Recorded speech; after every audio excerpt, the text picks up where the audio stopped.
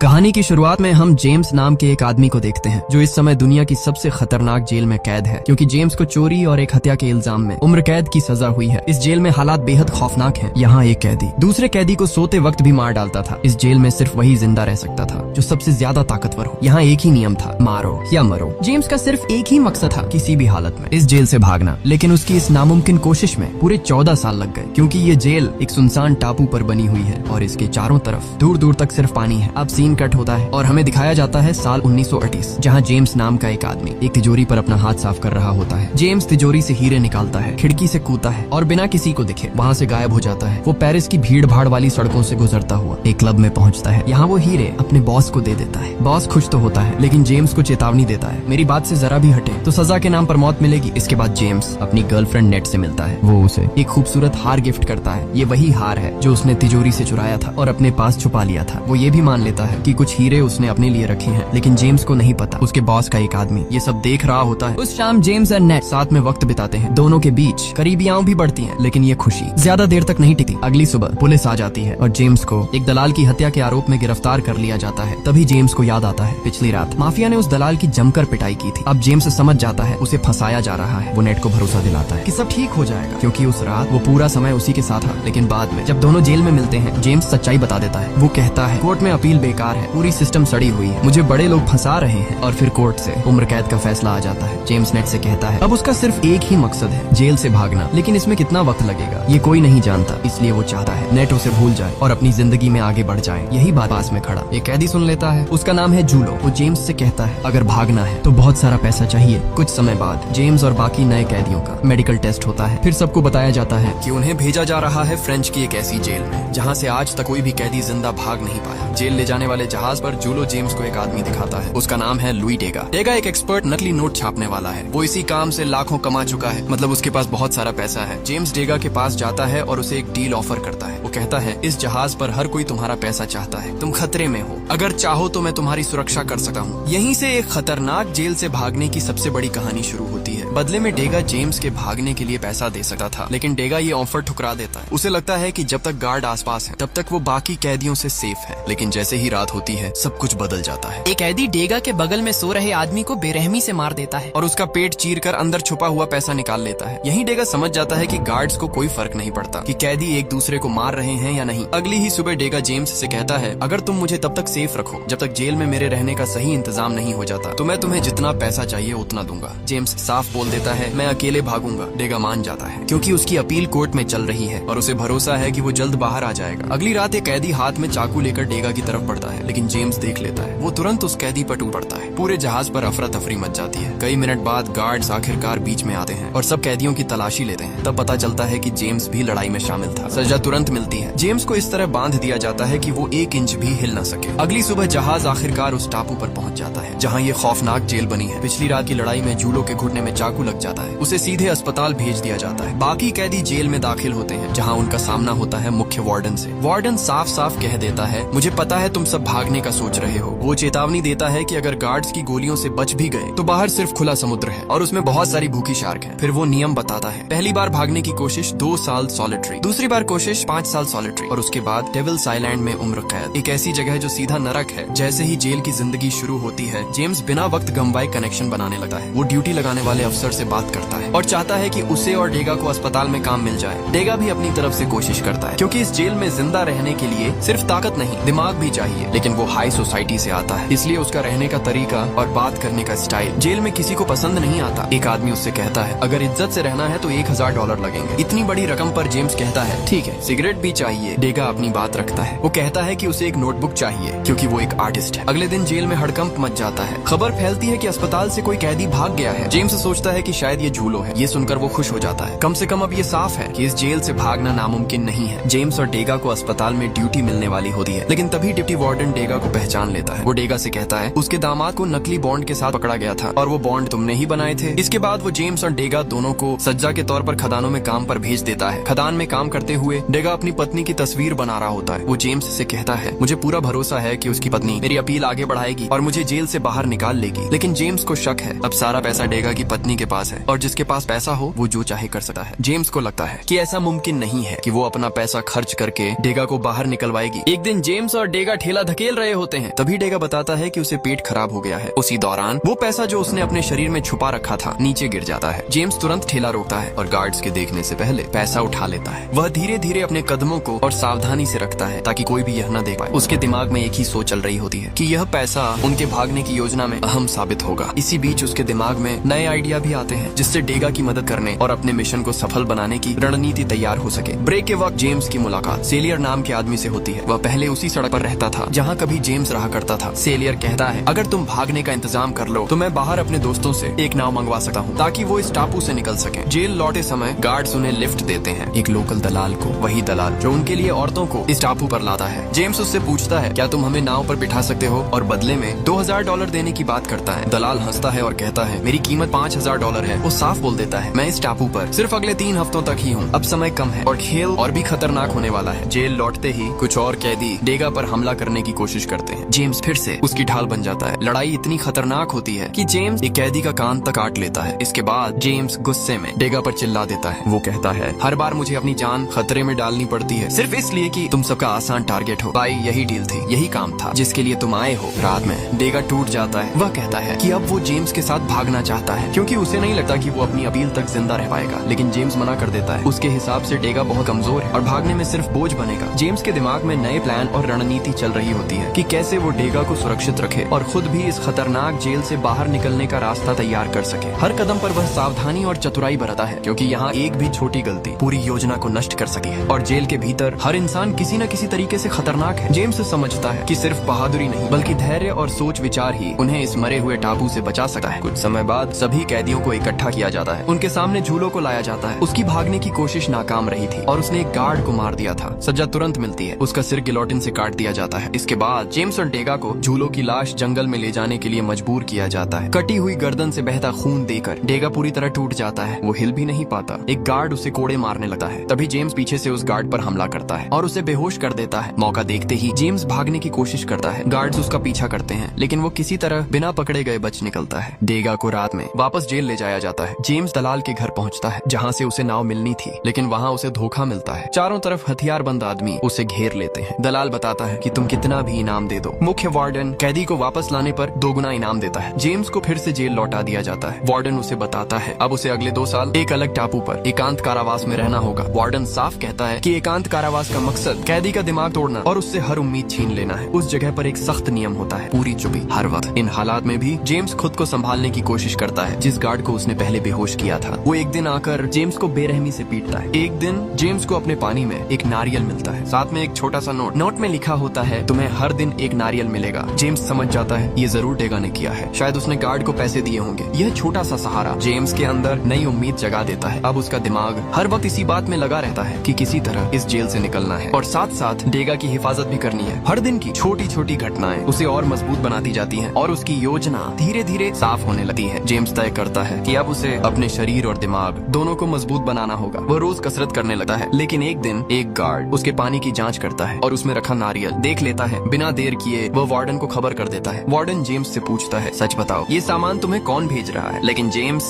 डेगा का नाम लेने से साफ इनकार कर देता है। सजा तुरंत मिलती है। वार्डन उसके खाने का राशन आधा कर देता है। भूख बहुत सताती है, लेकिन भूख से भी ज्यादा जेम्स के अंदर अब भी एक चीज जिंदा थी, उम्मीद। कई महीनों तक आधे राशन पर जीने के बाद जेम्स के चेहरे और शरीर पर कमजोरी साफ नजर आने लगी है। वह अंदर से टूट चुका होता है। वक्त गुजरता जाता है और ये यातनाएं महीनों तक चलती रहती है। एक दिन वार्डन दोबारा आता है और जेम्स को अच्छा खाना देता है। फिर वही सवाल दोहराता है, बताओ सामान कौन भेज रहा था? जेम्स चुप रहता है। विरोध जताने के लिए वो वही खाना उठाकर वार्डन को खिलाने की कोशिश करता है। वार्डन गुस्से में आदेश देता है, इसे पूरी तरह अंधेरे में डाल दो। अकेले एक अंधेरी कोठरी में बंद होकर जेम्स अपनी पुरानी खुशियों की यादों में खो जाता है। लेकिन धीरे धीरे वे यादें भ्रम में बदलने लगती है। उसे डेगा दिखाई देता है, एक शांत खामोश कलाकार की तरह। फिर उसे जेल की दीवार में एक तिजोरी नजर आती है। वह तिजोरी तोड़ने की कोशिश करता है, बहुत कोशिश करता है, लेकिन सफल नहीं होता। अचानक तिजोरी अपने आप खुल जाती है। ऐसा लगता है जैसे उसी पल जेम्स के दिमाग में भी कोई बंद दरवाजा खुल गया हो। 2 साल बीत जाते हैं। एक दिन गार्ड्स बेहोश पड़े जेम्स को उठाकर अस्पताल ले जाते हैं। यहीं उसे पता चलता है कि इन 2 सालों में डेगा ने वार्डन का भरोसा जीत लिया था। अब डेगा वार्डन के खातों का हिसाब देखने लगा था। जेम्स समझ जाता है कि डेगा ने कितनी समझदारी और धैर्य से हालात को अपने पक्ष में मोड़ा है। अब उसके पास अगले कदम के लिए नई रणनीति थी। धीरे धीरे जेम्स फिर से ताकत पकड़ने लगता है और उसका दिमाग एक बार फिर भागने की पूरी योजना में जुट जाता है। डेगा अस्पताल आता है और जेम्स को देखता है। जेम्स के चेहरे पर कोई भाव नहीं होता, पूरी तरह खाली। डेगा माफी मांगता है और कहता है, मेरी वजह से तुम इस हालत में पहुंचे हो। वह ये भी मान लेता है जेम्स अपनी पत्नी को लेकर सही था। उसकी पत्नी ने उसे धोखा दिया था और उसके वकील से शादी कर ली थी। अचानक जेम्स डेगा पर हल्का सा ताना मारता है और मुस्कुरा देता है। तभी डेगा समझ जाता है जेम्स ठीक है, वह पागल होने का नाटक कर रहा है ताकि अस्पताल में रह सके। डेगा पूछता है, तुमने वार्डन को मेरा नाम क्यों नहीं बताया? जेम्स शांति से जवाब देता है, क्योंकि मैं जानता था कि तुम ये सब सह नहीं पाओगे। यही दोस्ती की सबसे बड़ी कीमत थी। जेम्स कहता है कि अगर वह कभी इस जगह से बाहर निकला तो अपनी जिंदगी बिल्कुल नए तरीके से जिएगा। एकांत कारावास ने उसे पूरी तरह बदल दिया था। डेगा उसे एक अहम खबर देता है। वह बताता है कि रविवार को कुछ लोकल नेता जेल आने वाले हैं। उनके लिए वार्डन जेल के मैदान में फिल्म दिखवाएगा। उस वक्त सारे गार्ड्स का ध्यान वही होगा, यानी भागने का मौका। जेम्स कहता है कि इसके लिए सेलियर की मदद चाहिए, क्योंकि वही नाव का इंतजाम कर सकता है। इसके बाद जेम्स जानबूझकर अजीब और पागलों जैसी हरकतें करने लगता है और डेगा पर चिल्लाता है, यहाँ से निकलो। डेगा इशारा समझ जाता है और गार्ड से कहता है कि जेम्स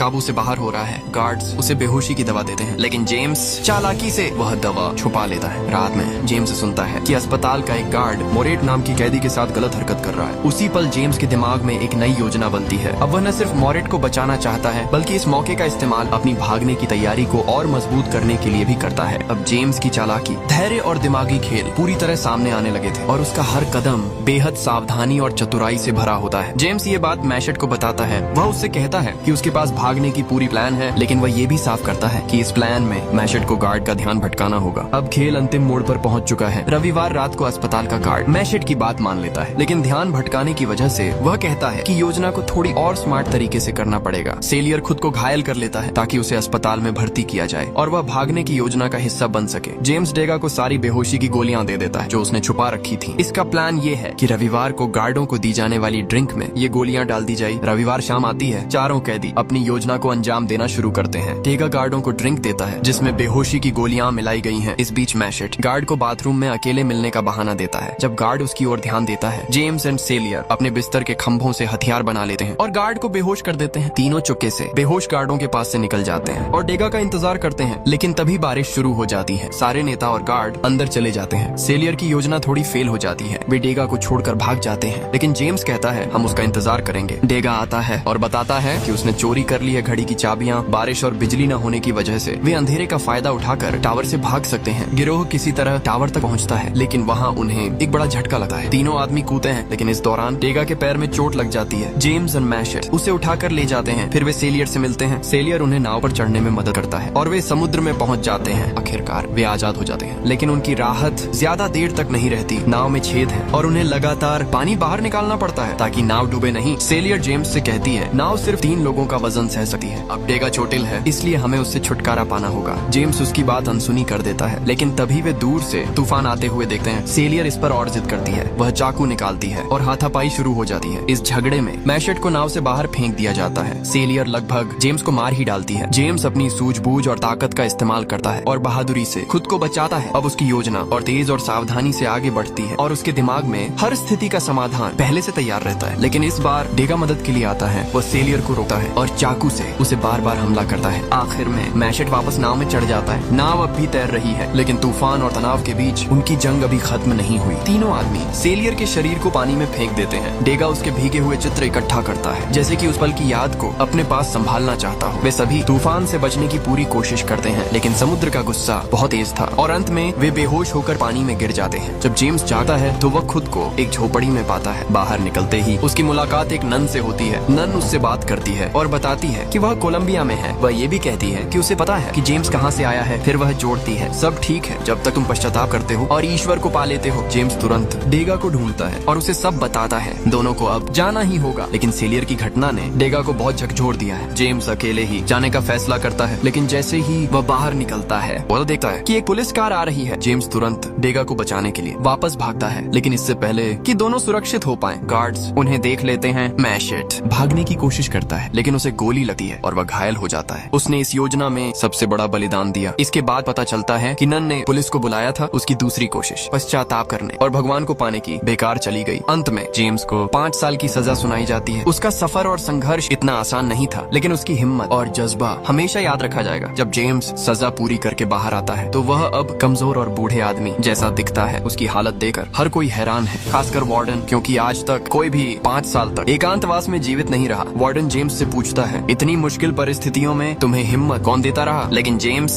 कोई जवाब नहीं देता, वह बस खामोश रहता है, जैसे कि जवाब उसके अंदर ही छुपा हो। फिर जेम्स को डेविल्स आइलैंड ले जाया जाता है। यह वह जगह है जहाँ वह अपनी बाकी जिंदगी बिताएगा। इस टापू की ऊंची चट्टानें इसे पूरी तरह से असुरक्षित बनाती हैं। कोई भी यहाँ से भाग नहीं सकता। जेम्स डेविल्स आइलैंड जेल में प्रवेश करता है। वहाँ उसे पागल हो चुके कैदी मिलते हैं, लेकिन उनके बीच रहते हुए उसे डेगा मिलता है। डेगा वही है जिसे पांडुएल ने 5 साल पहले यहाँ भेजा था। डेगा जेम्स का स्वागत करता है। वह उसे अपना घर दिखाता है, खाना खिलाता है और आराम करने देता है ताकि जेम्स सही से ठीक हो सके। कुछ समय बाद जेम्स बाहर जाता है और समुद्र को निहारता है। उसकी आंखों में एक नई उम्मीद और योजना होती है और उसका दिमाग अब धीरे धीरे अपनी अगली चुनौती और भागने की योजना पर काम करने लगता है। यह कहानी यहीं समाप्त नहीं होती, बल्कि जेम्स की सूझबूझ और साहस उसे हर मुश्किल से पार पाने की ओर ले जाता है। एक रात जेम्स डेगा को जगाता है। वह उसे बताता है कि उसके पास भागने की नई योजना है। जेम्स समझाता है, द्वीप के चारों ओर लहरें बहुत तेज हैं, हमें बस एक बेड़ा बनाना है और उसमें बैठकर छलांग लगानी है। धाराएं हमें मुख्य भूमि तक ले जाएंगी। डेगा जेम्स की मदद करता है नारियल से बेड़ा बनाने में। वे दोनों रात भर मेहनत करते हैं ताकि योजना पूरी तरह से काम कर सके। लेकिन जिस दिन योजना को आजमाना था, डेगा जेम्स को बताता है, मैं इस बार यहाँ नहीं जाऊंगा, मैं यहाँ का हूँ, लेकिन तुम नहीं, तुम्हें अकेले ही ये करना होगा। जेम्स समझ जाता है कि इस बार उसे सिर्फ अपने दम पर ही भागना है। वो बेड़ा